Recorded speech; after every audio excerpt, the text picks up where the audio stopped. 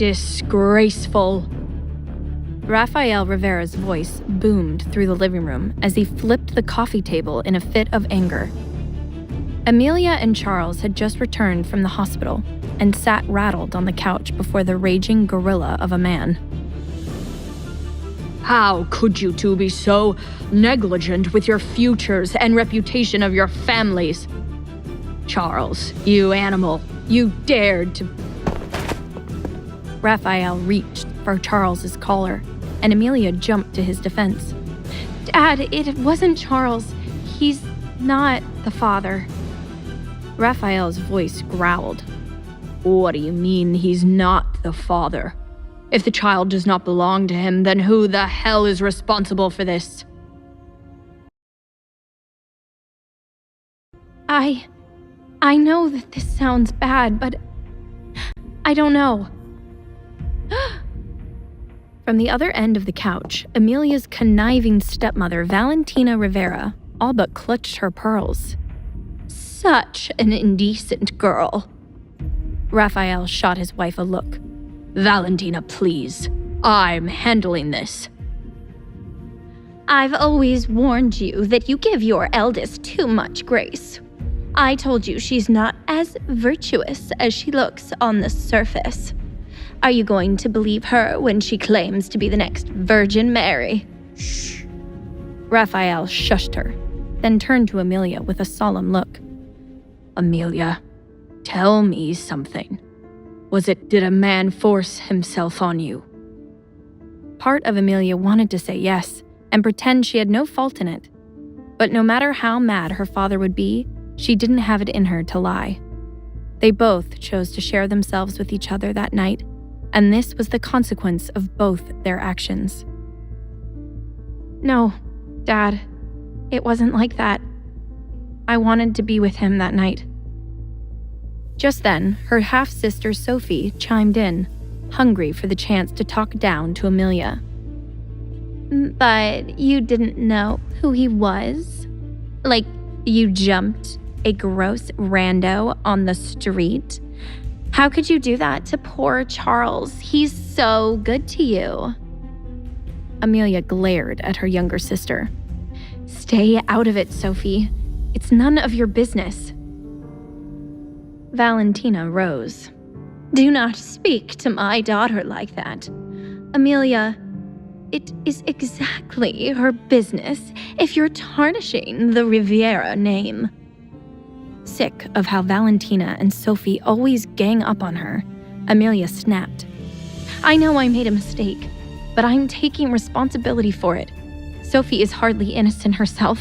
Did you know? She brought drugs to the club on my birthday. And maybe I can't prove it, but I know you put something in my drink that night, Sophie. Even after I told you I didn't want to take it. That would make this your fault too. Raphael slammed his hand against the wall and everyone froze. That's enough. Not another word. Raphael took out his phone. I'm calling the clinic. We're getting rid of this problem now. Amelia desperately grabbed the phone from her dad. No! He pierced her with his eyes. What do you mean, no? I think I want to keep my baby. I'm an adult now. It's my decision.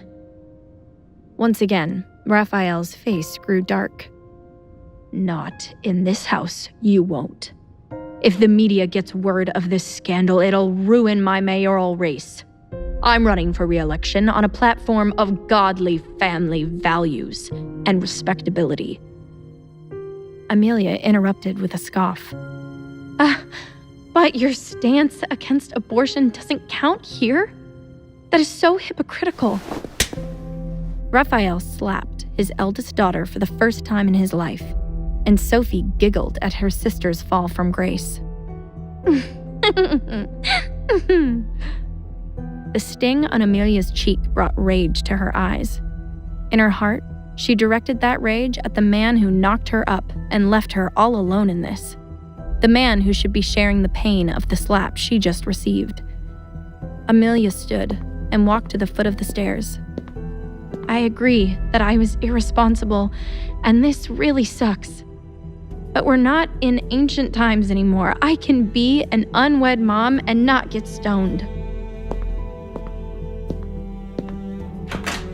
Raphael walked to the front door and opened it. Not in this house. If you keep that child and ruin your future, you will do it on your own, and without the support of my bank account. Amelia stormed out of the house, and Charles hurried after her, catching up with her on the porch. Amelia, wait. If you need a place to stay, I'm sure my parents will let you. She turned to him with sad, glistening eyes. I'm sorry about this, Charles. With graduation and Columbia starting in the fall, you deserve better than this. You shouldn't have to be tangled in my mess. Charles furrowed his brow. What are you saying? A sad smile crossed her face. Sophie was right. You are a good man. Which means I know you'll want to help me, but it wouldn't be right for me to drag you into this. You can't do this on your own, Ames. Tears rushed to her eyes, but she forced herself to put on a strong front. Please, Charles, I have a lot to think about. It'd just be easier to have one less complication. I'll see you at graduation, okay? Amelia turned and walked away as fast as she could, knowing her resolve to say goodbye to Charles would crumble if she looked into his eyes 1 second more. It broke her heart to push him away, but with his whole life ahead of him, she could never forgive herself if her mistake held him back. After today, this was where their paths would have to go separate ways. Though Amelia knew nothing about the identity of her child's father, there was one lead she did have: Mr. Cortez. She had his lawyer's name and was determined to use him to let her mystery baby daddy know that he wrecked her life. One email later, she was sitting in Mr. Cortez's office the very next day. Miss Riviera, lovely to see you. Amelia cut him off to let him know she'd be running this show. Before you say anything, Mr. Cortez, I only reached out to you because I thought the right thing to do was let your client know. He will soon have a child existing in the world. Not that your client knows anything about right and wrong. And let me be clear, my decision to keep the baby is mine. I didn't come here for you and your client to bully me into getting rid of it. My client supports you keeping the baby. Mr. Cortez folded his hands with a curt smile. Amelia was taken aback, having expected some sort of fight. Wait, really? Well, he still has no intention of being present in the child's life and will remain anonymous. She rolled her eyes at this. So, he's still as awful as ever. The lawyer placed a familiar document before her. If you recall, you signed this NDA. And in that agreement is a clause that dismisses my client of any and all parental responsibilities should you end up with child. Mr. Cortez was amused by the stunned look of disgust on Amelia's face. Do you not read the things you sign? As a lawyer, I'd advise against that. That's some free legal advice for you. This man had a talent for finding ways to make her feel worse about herself. I don't know why I bothered to come here. Have a good day, Mr. Cortez. He quickly stood to stop her. Miss Riviera, I promise you'll want to hear what I have to say next. Though he is not legally required to, my client is offering to cover the child's medical costs and provide a stipend for living expenses until they turn 18. For a full minute, Amelia was speechless. She studied Mr. Cortez with suspicion. Is this for real? It's not like him to do the right thing. What's the catch? The lawyer reclined with a smug grin she wanted to slap off his face. No catch. I understand you'll be attending Columbia University in the fall. Is he having me stalked? The fact that her kid's father managed to learn so much about her while she knew nothing about him was beyond infuriating. Mr. Cortez responded in a reassuring voice, knowing this would go quicker if she dropped her guard. I just need to know what New York hospital you'd like us to set up financial arrangements with for the birth. Oh, right. You can actually make arrangements with South Miami Medical Center. I decided to stay local for college. It's just easier considering my situation. Very well. South Miami Medical it is. Just then, he smiled like a shark, and it sent a chill up her spine. Now, for the catch. Amelia gripped his stapler, ready to throw it at him. You said there wasn't a catch. If I told you the catch up front, you might not have listened to our generous offer so willingly.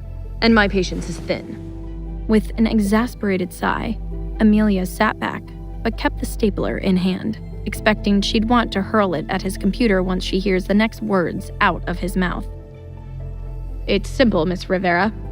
The 18 years of financial support I outlined for your child is guaranteed as long as you sign this agreement. Mr. Cortez slid a fresh contract across the table. Amelia eyed the document wary. And if I sign this, what exactly would I be agreeing to? The lawyer took a breath and looked her straight in the eye. If at any point in the next 18 years, my client decides he wants to be present in the child's life, you agree to grant him immediate shared custody, and you, along with the child, must reside in my client's home. To know more, listen to the audio series Heir in Hiding, only on the Pocket FM app.